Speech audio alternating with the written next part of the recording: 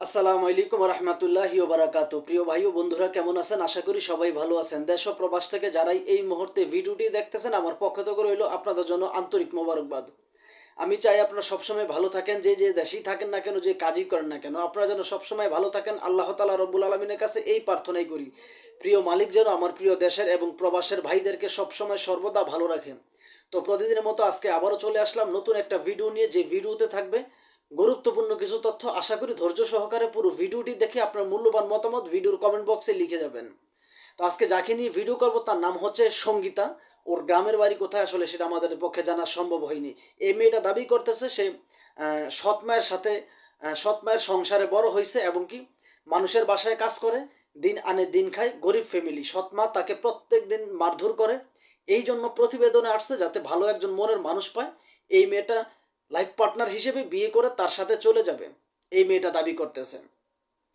এখন আমার কথা হলো গিয়ে, প্রতিবেদন কি এমন জিনিস যে আসলে প্রতিবেদন আসলেই যে মনের মানুষ পাওয়া যাবে?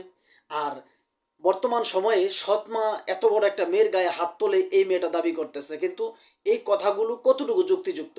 আপনারা যদি বিশেষ করে দেখেন যে আসলে বর্তমান সময়ে কোনো মেয়ের গায়ে উপযুক্ত মেয়ের গায়ে হাত তুলছে, আমার দেখা এরকম কোনো মানুষ আজ পর্যন্ত পড়ে নাই। কেননা আমি তো আরও তো 8-10টা বহু মেয়ে দেখছি যারা এতিম, সৎমার সংসারে বড় হয়েছে, যে তাদের গায়ে যে হাত তুলছে বিষয়টা এমন না। এবং কি এই মেয়েটা দাবি করতেছে আসলে সেই সৎমা তাকে বিয়ে দিতেছে না, তার বয়স 18 বছর হয়ে গেছে, ভালো কোনো মানুষ তাকে বিয়ে করতেছে না যৌতুকের কারণে।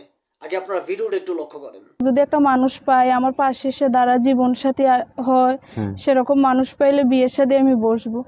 বয়স আমার মনে করো 18 বছর হয়েছে, বুঝছো, বিয়ের বয়স হয়ে গেছে। যদি সঠিক মানুষ পাই তাহলে তাকে আমি বিয়ে করবো ভাই। শুনতে পারলেন তো এই মেয়েটা কি বললো? সে আসলে সৎ মায়ের অত্যাচারে সে এখন প্রতিবেদনে আসছে যাতে ভালো মনের একজন মানুষ পায়, বিয়ে করে তার সাথে চলে যাবে।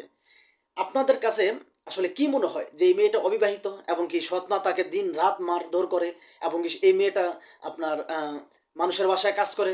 এই কথাগুলো সম্পূর্ণরূপে ভুল। কেননা এই সমস্ত যে ভিডিওগুলো করে প্রত্যেকটা মেয়ের যদি আপনি লাইফস্টাইল দেখেন, তাহলে দেখবেন যে আসলে বড়লোক যে মেয়েরা, বড়লোকের যে মেয়েরা, সেই মেয়েদের মতো লাইফস্টাইল হচ্ছে এই সমস্ত মেয়েদের।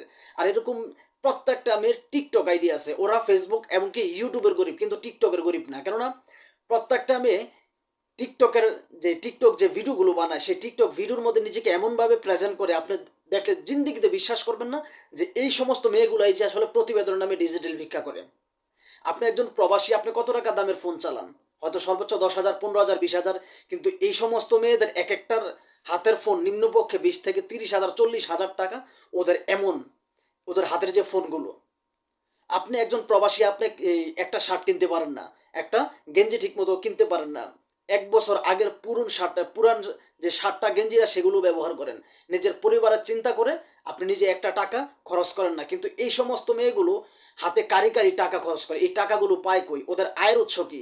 ওদের আয়ের উৎস হচ্ছে প্রতিবেদন নামে ডিজিটাল ভিক্ষা। কেননা এই সমস্ত ভিডিওগুলো দেখে দেখে আমার প্রিয় প্রবাসী ভাইয়েরা ওদেরকে ফোন দেয়। ফোন দেওয়ার পরেই আপনার যত ধরনের কিস্সা কাহিনী বানিয়ে ওই ভাইদের সাথে বলে। তখনই আমরা প্রবাসী তো আসলে এভাবেই সহনশীল মানুষের প্রতি। আমরা মানুষের প্রতি সবসময় সহনশীল। আর এই মেয়েগুলো কিন্তু সেই দুর্বলতার সুযোগটাই নেয়। সেই দুর্বলতার সুযোগটাই নেয়।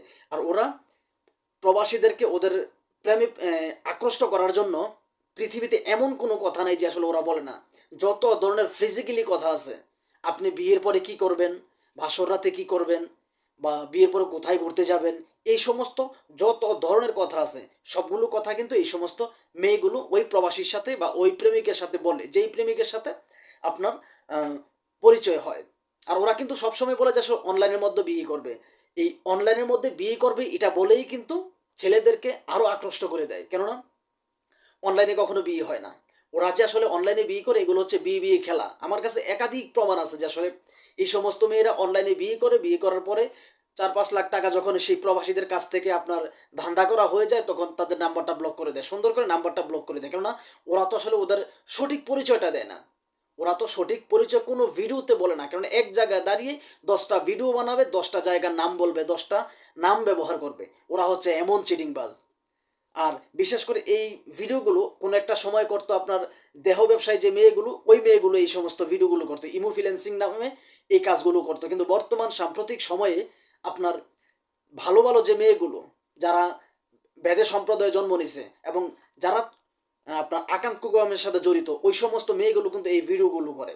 আর আমার দেখায় একাধিক মেয়ে একাধিক প্রবাসীদেরকে ফকির বানায় দিছে, একাধিক প্রবাসীদেরকে ফকির বানায় দিছে। এবং কি আপনারা যারা চিন্তা করেন যে আসলে এই মেয়েটা দেখতে শুনতে কত সুন্দর, কিন্তু ওদের ভিতরের যে ভয়ঙ্কর রূপটা আছে, সেই ভয়ঙ্কর রূপ সম্পর্কে আপনাদের কোনো ধারণা নাই। আপনারা যারাই ওদের সাথে কথা বলবেন, আপনারা ওদেরকে টাকা দিতে হবে, মিস নাই, ওদেরকে টাকা দিতে হবে। ওরা কি এমন কালো ম্যাজিক জানে আমি জানি না, যারা যেই প্রবাসী ওদের সাথে কথা বলে ওই প্রবাসী ওদেরকে টাকা দিতে হয়। বাদ্দার বংশধর তো আপনার ছোটবেলা থেকে চিটিংবাজি শিখা বড় হয়। তো যাই হোক, এই ভিডিওটি বানানো হয়েছে শুধুমাত্র সতর্কমূলক, কাউকে উদ্দেশ্য করে বানানো হয়নি। প্লিজ কেউ খারাপ মন্তব্য করবেন না। ভিডিওটি ভালো লাগলে লাইক, কমেন্ট, শেয়ার এবং কি চ্যানেলটি সাবস্ক্রাইব করে আপনাদের পাশে থাকার সুযোগ দিবেন। খোদা হাফেজ।